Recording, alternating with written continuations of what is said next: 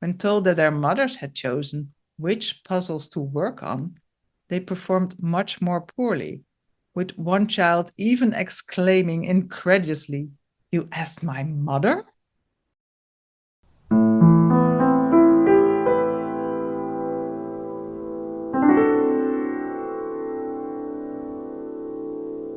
This is Joseph Scholz, and welcome to the Deep Culture Podcast, where we explore culture and the science of mind. And I'm here with Yvonne Vanderpoel. It's great to be with you, Yvonne. Hi, Joseph. Wonderful to be here. Yvonne, this episode is about culture and motivation, and we've been talking about doing an episode on this for quite a while. I'm interested in motivation because having cultural knowledge doesn't automatically make one open to foreign experiences. What is it that motivates us to go out of our cultural comfort zone?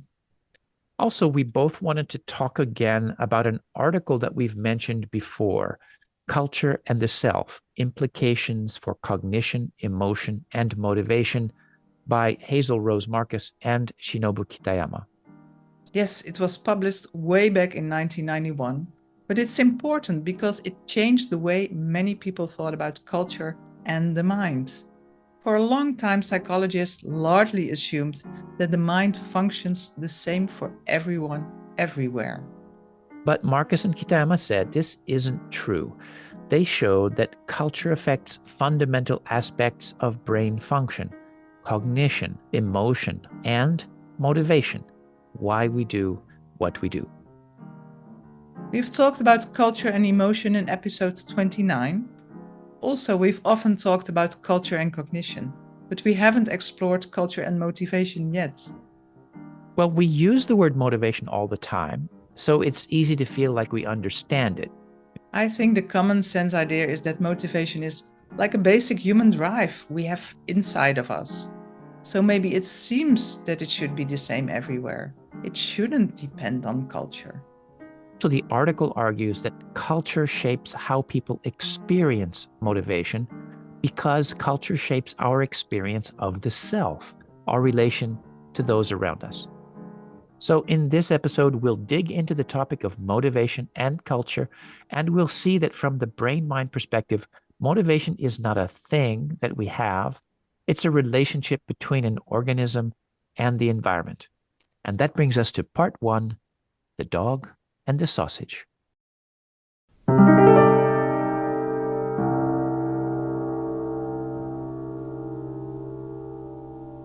Yvonne, since the word motivation is such a slippery concept, let's start with a definition. Let's look into Wikipedia. It says motivation is, quote, an internal state that propels individuals to engage in goal-directed behavior. We all experience this. I feel hungry, that's my state, and that makes me take action to get up off the sofa and go to the freezer to get some ice cream. Wikipedia goes on to say that motivation is often understood as a quote-unquote force that explains why people do something.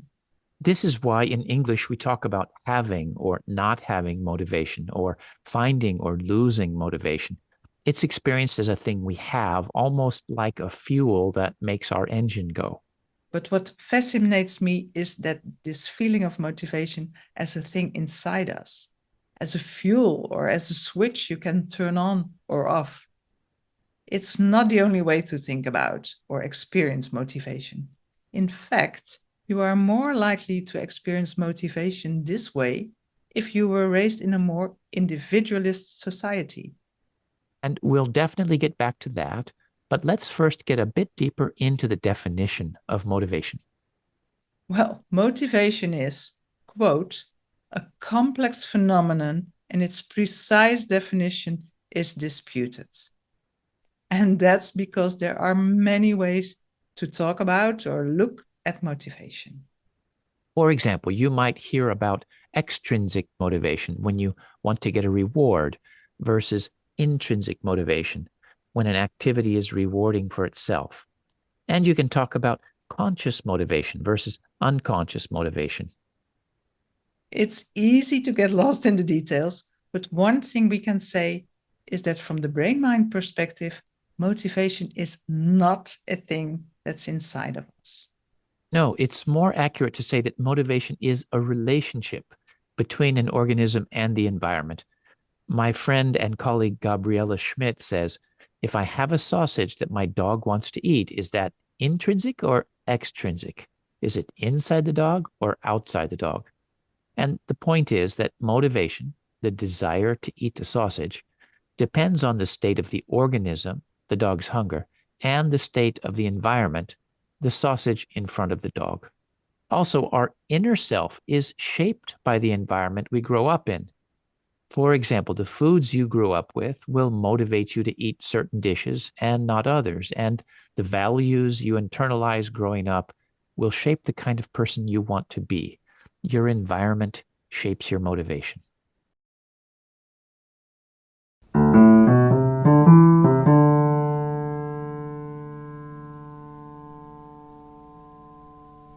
But Marcus and Kitayama's article, Culture and the Self, goes beyond that. They argue that because culture shapes how we experience the self, it affects how we experience motivation. We mean whether we feel ourselves as largely separate from others, an independent sense of self, or as closely related to others, an interdependent sense of self. When we talk about the idea of motivation as an inner drive, this is a very natural way to think about it if you grew up in an individualist society, because we tend to think of the self as something separate from others and as having certain inner qualities that make me special. And motivation as an inner drive fits right into that. This is my motivation that pushes me towards my unique goals. There's a real emphasis on the things that set you apart. And if you grew up that way, you might think, well, how else is there to be motivated? But if you grow up in a society that emphasizes our relationships with others, there's not such a clear boundary between my and us. Our self exists in relation to others.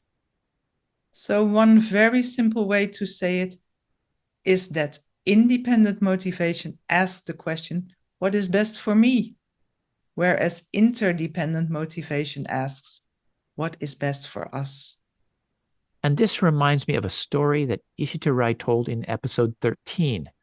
She talks about how odd it was for her in France that people ordered food for themselves individually, and how different that was compared to what she was used to in India. Let's listen back. When I was in France for the first time, I was invited to a dinner at a restaurant with my colleagues from a school where I had just started working.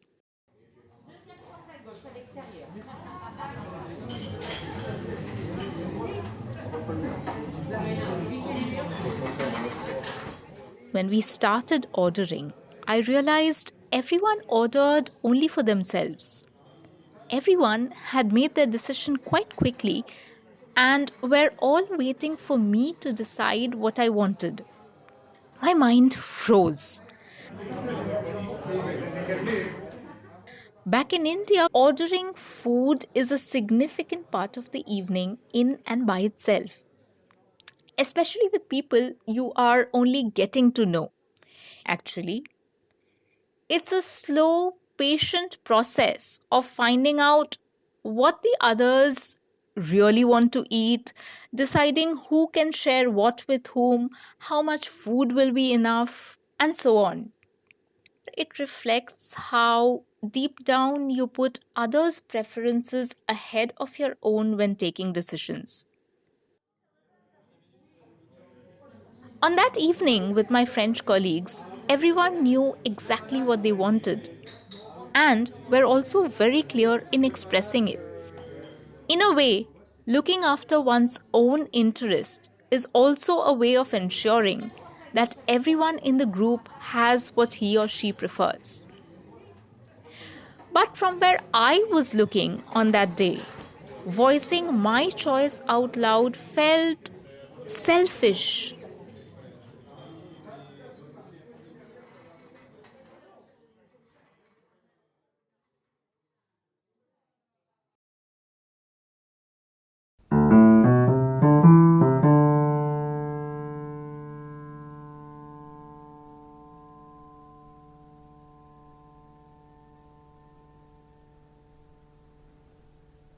Overall, from the Dutch perspective, ordering for oneself isn't selfish.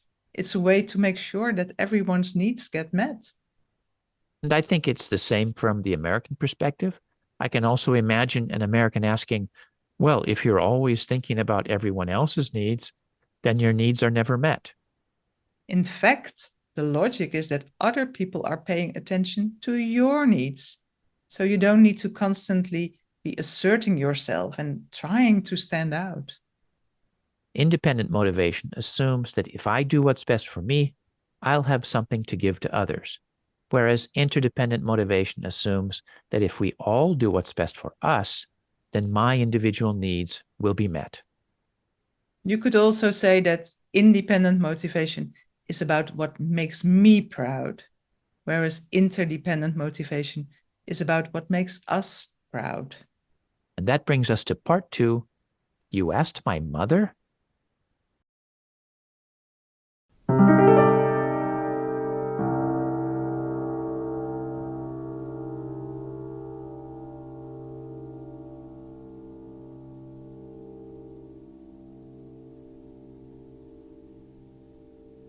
So let's get back to this idea that motivation relates to why people do what they do.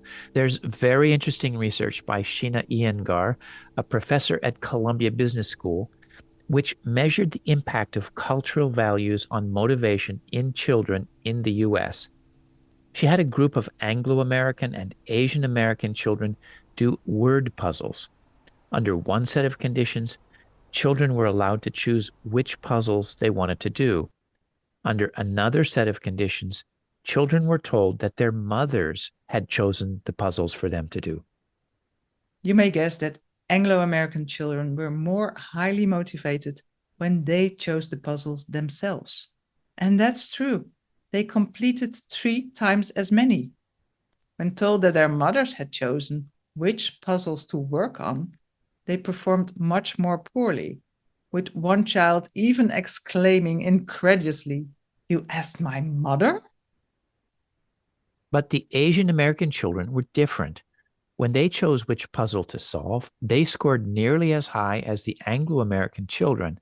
But when told that their mothers had chosen the puzzles, they scored even higher, completing nearly 4 times as many puzzles as the Anglo-American children under the same conditions.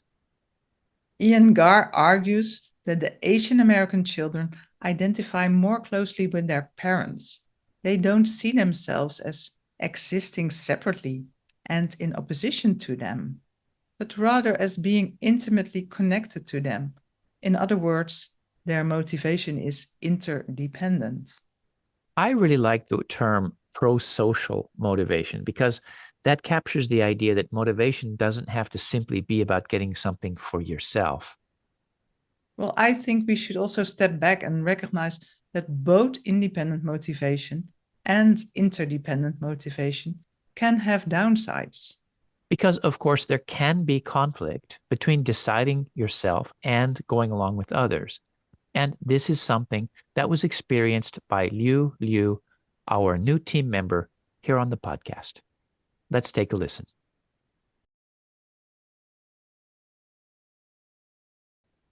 Growing up in China, my goals and targets were set for me. Because my dad loves math and physics, he directed me to study similar subjects. My motivation back then was to fulfill my dad's expectations of me. Because these expectations didn't align with who I am and what my strengths are, I didn't do well in any of the subjects and didn't get into university. That brought dissatisfaction and disgrace to my whole family. Later, I moved to the UK. I got a low-level job in the mailroom. And this felt beneath me because I come from a family of well-educated high achievers. And I wanted to become someone whom they feel proud of. But I was no longer in China. I didn't have the same social expectations around me because my dad and others didn't understand life in the UK. This meant my motivation shifted from an interdependent external drive to an independent internal drive. It started with understanding selfness, my own identity. In Chinese culture, individualism carries quite a negative meaning. Transitioning from an interdependent culture to an independent culture is like driving with an instructor and driving by yourself. You are not told what to do anymore, but you are also responsible for your actions. Your social group doesn't make demands, but it's not there to support you either. I felt a sense of release. And at the same time, it was scary. I had to learn what I'm good at and what I'm passionate about. That mailroom put me on a path of independent motivation and self-discovery.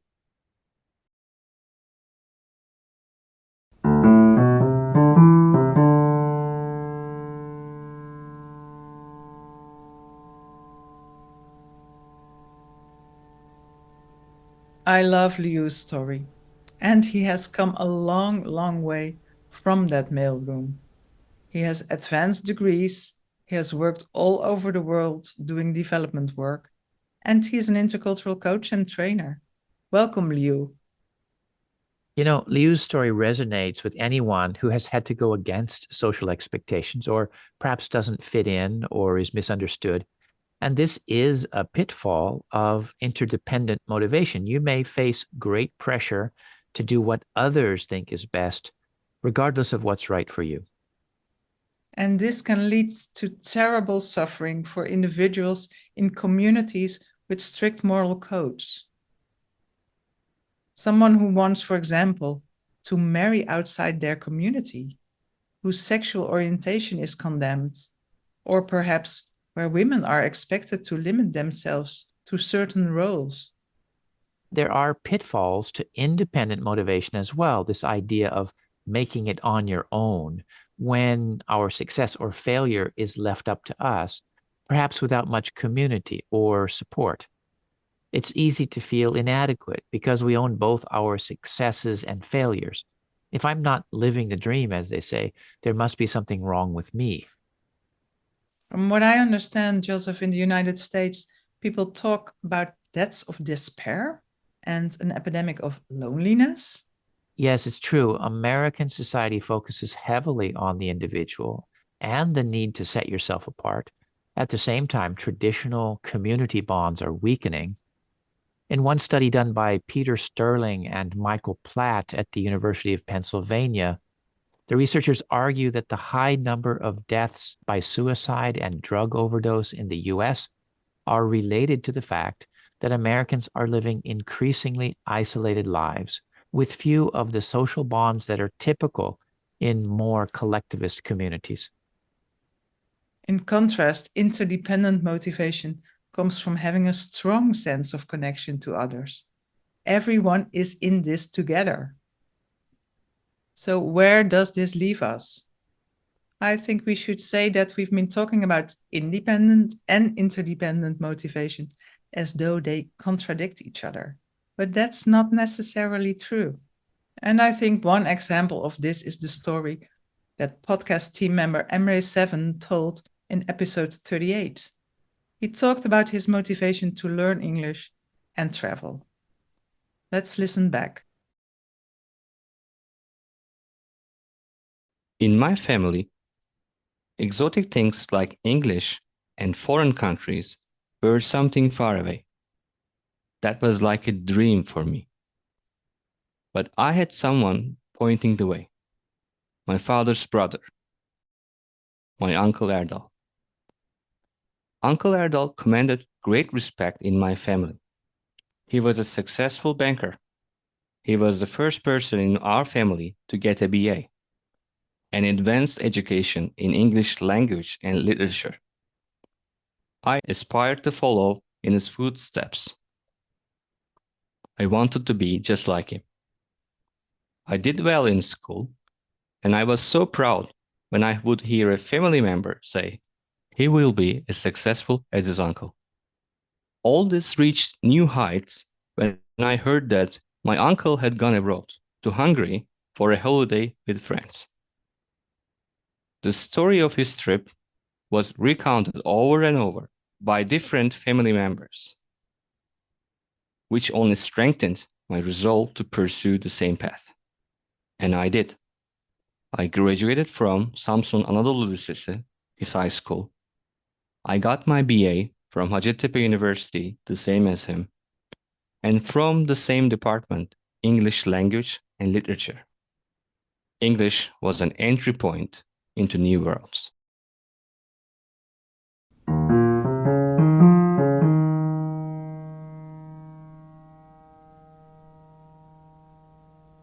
I love the ways in which Emre's motivation was both very individual, very internal to him, but at the same time, he was supported and inspired by his family. So perhaps it's when independent and interdependent motivation complement each other that we really achieve the most. So Marcus and Kitayama's work have helped us understand these different motivation dynamics, which raises the question, what are researchers saying today about culture and motivation, many years after their landmark paper in 1991? And that brings us to part 3, approach and avoidance.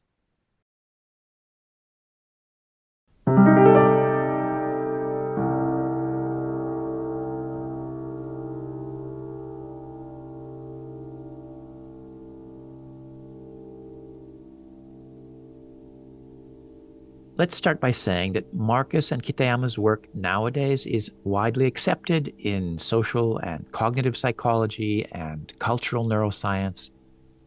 And research has continued. For example, Hee-Jung Kim and Smaranda Lowry argue that independent and interdependent motivation is not just about standing out or fitting in. It affects many other aspects of life as well. For example, do you tend to be more motivated by instrumental goals, concrete things which bring you a direct benefit, or an emotional connection that comes from accomplishing something? For many people in the world, doing things that connect you to others is highly motivating. I think we can feel this in Emre's story, of feeling proud to be compared to his uncle. And are you more motivated by a desire to be different or to be highly thought of within your community? Because what motivates one person may not motivate another. Well, I remember a couple of years ago, some colleagues asked me to join a training on motivational interviewing, MI. And if you're not familiar with it, motivational interviewing is a counseling approach designed to help people make changes in their life. It was developed in the USA, and to me it felt very rooted in individualistic ideas about motivation. But the MI practitioners I worked with found that their method often didn't work so well with clients from minority communities. I even felt that some practitioners looked down on the idea that people would change themselves for others, for their peers or family, or their religious community. That doesn't surprise me. As an American, I grew up with the idea that success is something that individuals achieve based on their unique abilities.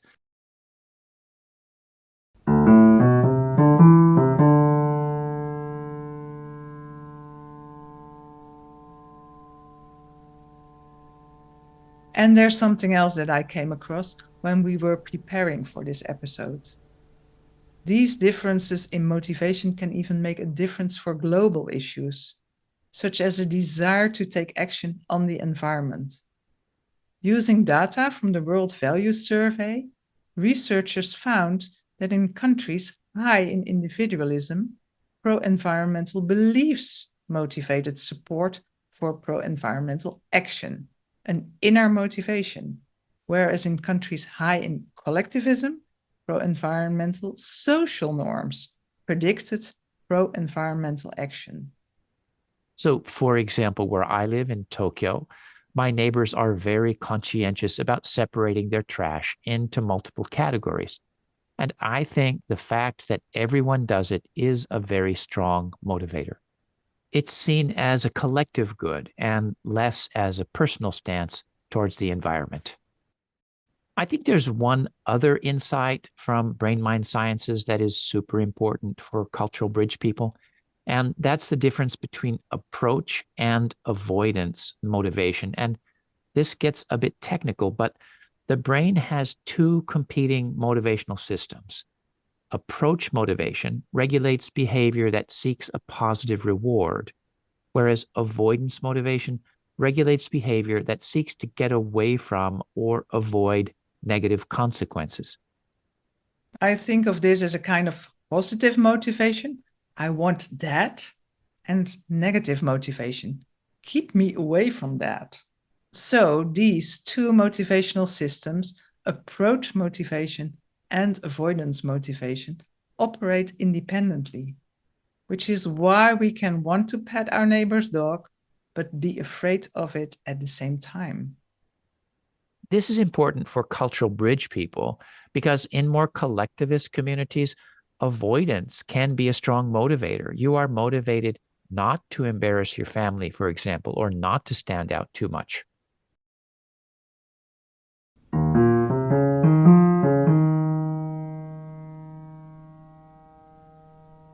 But it's also important to understand when we are adapting to a foreign environment. And that's because cultural learning requires motivation. We need to want to learn or adapt when we have foreign experiences.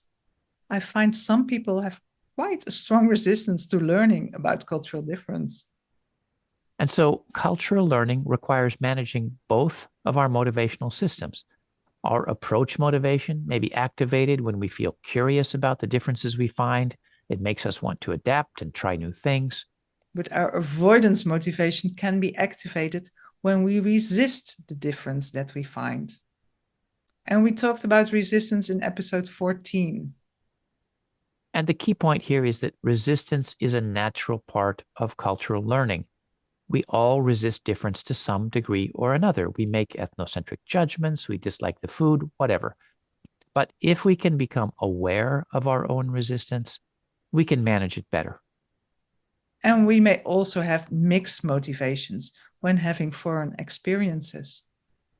Adaptation and resistance at the same time.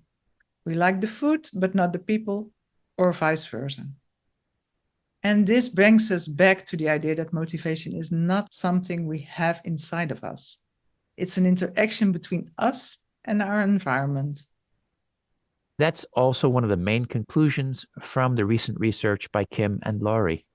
Indeed, they say that to understand human motivation across cultures, we must see people in context, with an understanding of the specific demands of the environment, history, nature, and society. And as cultural bridge people, we also need to understand that cultural learning involves motivation, not just the openness and curiosity we need, but our natural tendency to experience resistance. So hopefully, by understanding the ins and outs of motivation and culture, we can make sense of the different things that motivate people. And maybe this can even help us to manage our own cultural learning, the resistance we may feel, and our motivation to adapt and to learn. Which seems like a good place to bring this episode to a close. We talked about the research of Hee-Jung Kim and Smaranda Laurie that comes from the Handbook of Cultural Psychology, 2nd edition. The research into children solving puzzles comes from Sheena Iyengar's book, The Art of Choosing. Also, we mentioned research about deaths of despair. For more about that, check out Deaths of Despair on the Rise in the U.S. by Jessica Freeborn. You can find that in Medical News Today. To learn more about resistance and adaptation, check out my book, Deep Culture: The Hidden Barriers to Global Living. The Deep Culture podcast is totally non-commercial. It is sponsored by the Japan Intercultural Institute, an NPO dedicated to intercultural education and research. I am the director of JII. Transcripts of all the episodes are available on the JII website. If you want to get involved in developing materials for using this podcast in your class or training, get in touch at dcpodcast@japanintercultural.org. And please support us by becoming a member of JII. Just do a web search for the Japan Intercultural Institute. This episode was co-produced by Yvonne Vanderpoel and Ishita Rai. Thanks to Emre7 and Ishita Rai for their stories, and a warm welcome to Liu Liu, who shared his mailroom motivation experiences with us and who is the newest member of the podcast team. Thanks as always to Zena Matar, Danielle Glintz, Ikumi Fritz, and our sound engineer Rob Fritz. And of course, thanks to you too, Yvonne, for sharing this time with me. Well, thanks to you too, Joseph. And it was great to work on this episode about motivation with you.